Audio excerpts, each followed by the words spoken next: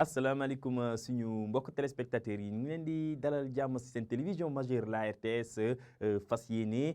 jotali leen seen xibaar météo li gën a fës si xibaar bi mooy seddaay yi nga xamante ni ñu ngi koy xaarandi seddaay bi nag ñu ngi koy xaarandi tey su guddi dem suba si gox-goxaan yi nekk si biir réew mi wante suñu demee suba si ngoon si nañ gis ne que tàngaay bi dina dellu si rawatina si digg réew mi ak si bët saalum réew mi nañ xool si naatal satellite bi nañ gis ni que nañ am ay niir yi nga xamante ni ñi jógee géej di wàlli dem si biir réew mi wante nañ gis ni fii tamit am nañ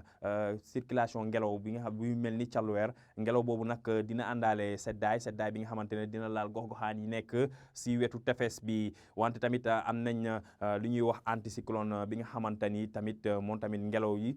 seddaay lay andi si guddi si gox-goxaan yi nekk si penku réew mi loolu may waral si prévision tey si guddi dem suba si nañ gis ni que température nañ wàcc bu baax a baax seddaay bi dina desandi rawatina si mbuur ñu ngi fay xaarandi fukki degré ak ñeent suñ demee ba Thiès ñu ngi fay xaarandi fukki degré ak juróom-benn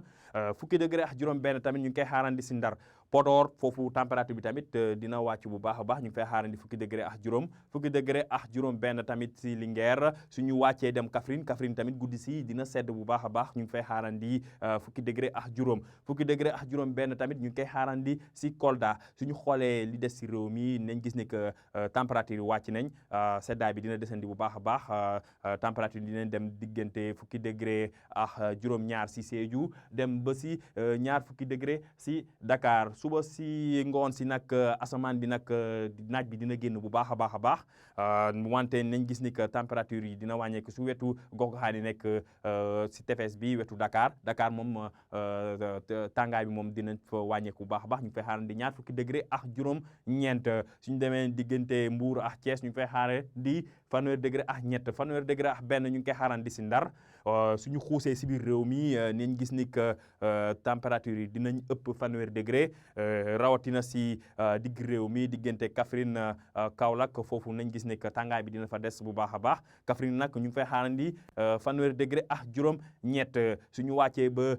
Ziguinchor dem ba Sédhiou tamit foofu tamit nañ gis ni que tàngaay bi dina desandi bu baax a baax si gox-goxaan yooyu ñu ngi fay xaarandi fanweeri degré ak juróom-ñaar kon mbokk yi si tënk tey su guddi dem suba si ñu ngi xaarandi seddaay bi nga xamante ni dina laal gox-goxaan yi yu bëri yi nekk si biir réew mi rawatina si bët gànnaar réew mi ak mbuur moom foofu la seddaay bi di gën a foofu lañ koy gën a nemmeeku foofu ñu ngi fay xaarandi fukki degré ak ñeent suñu demee suba si ngoon si Dakar nag seddaay bi dina fa tàngaay bi dina fa wàññeeku lu tuuti ñu ngi fay xaarandi ñaar fukki degré ak juróom-ñeent wante suñu demee si digg réew mi ko wetu gox-goxaan yi nekk wetu Kaffrine foofu ñu ngi fay xaarandi